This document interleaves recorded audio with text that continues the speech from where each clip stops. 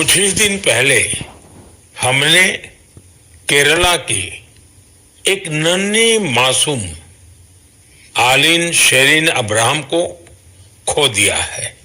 महज 10 महीनों में वो इस दुनिया से चली गई, लेकिन इतने गहरे दर्द के बीच भी आलिन के पिता अरुण अब्राहम और मां शेरिन ने एक ऐसा फैसला लिया जिससे हर देशवासी का हृदय उनके प्रति सम्मान से भर गया है।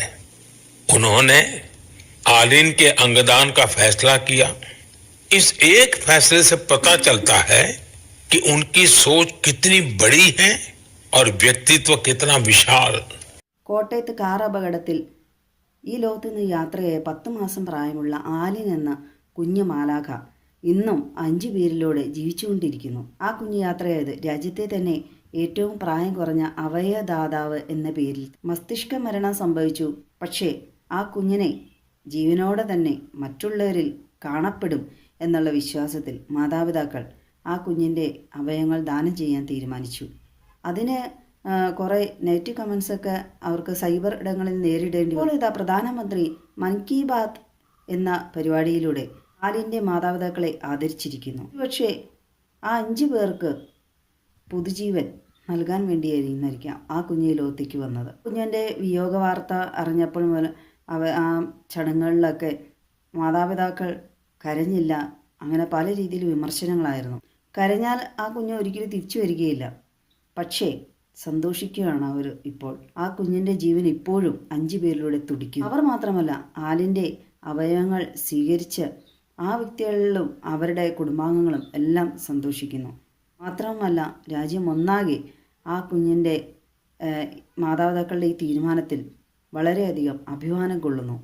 ആലിൻ്റെ മുത്തച്ഛൻ്റെ അഭിമുഖത്തിൽ പറയുന്നുണ്ടായിരുന്നു, അവരുടെ ഈ അവയവദാനത്തിൻ്റെ പേരിൽ ആരൊക്കെ മുതലെടുക്കുന്നു, പണം വേണമെന്ന് പിരിക്കുകയോ അങ്ങനെ എന്തൊക്കെയോ പ്രശ്നങ്ങളുണ്ടായി. അദ്ദേഹം പറഞ്ഞു, സർക്കാരാണ് തീരുമാനിച്ചത് ഈ അവയവങ്ങൾ ആർക്കൊക്കെ ദാനം ചെയ്യണം, ആരൊക്കെയാണ് അർഹതപ്പെട്ടവർ എന്ന് തീരുമാനിച്ചു കൊടുത്ത്. 10 പൈസ അവർ വാങ്ങിച്ചിട്ടില്ല, അവർക്ക് അതിൻ്റെ ആവശ്യമില്ല. കാരണം ആ കുഞ്ഞ് വേർപെട്ട സങ്കടത്തിൽ അവരിയ്ക്കുകയാണ്. ആ കുഞ്ഞിൻ്റെ മരണാനന്തര ചടങ്ങിൽ സംസ്ഥാനവും ആദരിച്ചു. സംസ്ഥാന ബഹുമതികളോടെയാണ് സംസ്കാരം നടന്നത്. പ്രശസ്തരായ പലരും ആലിൻ എന്ന കുഞ്ഞു മാലാഖയെ അവസാനമായി കാണാൻ ചെന്നിരുന്നു. സിനിമാ മേഖലയിൽ നിന്നുള്ളവരെല്ലാം, പ്രത്യേകിച്ച് സുരേഷ് ഗോപി സാറ്, അദ്ദേഹം ആദ്യോടന്തം ആ കുഞ്ഞിൻ്റെ എല്ലാ കാര്യങ്ങൾക്കും ഉണ്ടായിരുന്നു സംസ്കാരവുമായി ബന്ധപ്പെട്ട്. കാരണം അദ്ദേഹത്തിനും ഒരു മകൾ നഷ്ടപ്പെട്ടാണ് വാഹനാപകടത്തിൽ.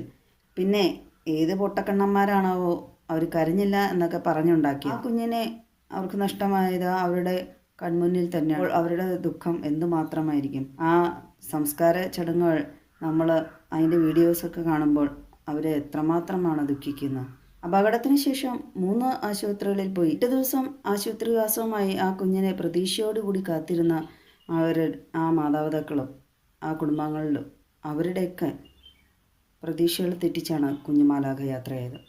അത്രയും നാൾ അതിനോടകം അവർ കരഞ്ഞ് അവരുടെ കണ്ണീരൊക്കെ വറ്റിപ്പോയതായിരിക്കാം. 85 വയസ്സുള്ള വ്യക്തിയായിരുന്നു ആലിൻ നഷ്ടമാകാൻ ഇടയാക്കിയ വാഹനാപകടം സൃഷ്ടിച്ചത്. അദ്ദേഹം ഉറങ്ങിപ്പോയതാണ് അപകടത്തിന് കാരണം എന്നാണ് പോലീസ് ഭാഷ്യം. എന്തിനാണല്ലേ ഒരു പ്രായം കഴിഞ്ഞിട്ട് മനുഷ്യർക്ക് ഇതുപോലെ വണ്ടി കൊടുക്കാൻ ലൈസൻസും കൊടുത്ത് അനുവാദം കൊടുക്കുന്നു? ഉറക്കത്തിന് പ്രായമില്ല എങ്കിലും 10 മാസം എത്ര പ്രതീക്ഷയോടെ കരുതലോടെ കാവലോട് കൂടി ആ കുഞ്ഞിനെ നോക്കിയിട്ടാണ് ഈ ഭൂമിയിലേക്ക് ആ കുഞ്ഞ് പിറന്നു വീണത്. അങ്ങനെയുള്ള ആ മാതാപിതാക്കളെക്കുറിച്ച് വെറുതെ എന്തിനാണ് അപവാദങ്ങൾ, മിഥ്യാധാരണകൾ പറഞ്ഞ് പരത്തുന്നത്? ആലിൻ എന്ന മാലാഖയുടെ മാതാപിതാക്കൾ കാണിച്ച് രാജ്യത്തിന് മാത്രമല്ല ലോകത്തിന് വലിയൊരു മാതൃകയാണ്. പ്രധാനമന്ത്രി എടുത്തു പറയുകയുണ്ടായി, ഈ ലോകത്ത് എത്രയോ കൊല്ലം ഇനിയും ജീവിക്കേണ്ട കുഞ്ഞാണ് ആലിൻ. ആ കുഞ്ഞിൻ്റെ അവയവങ്ങൾ സ്വീകരിച്ചവരെയും പ്രത്യേകം പേരെടുത്ത് പ്രധാനമന്ത്രി പറഞ്ഞിട്ടുണ്ട് മൻ കി ബാത്തിൽ.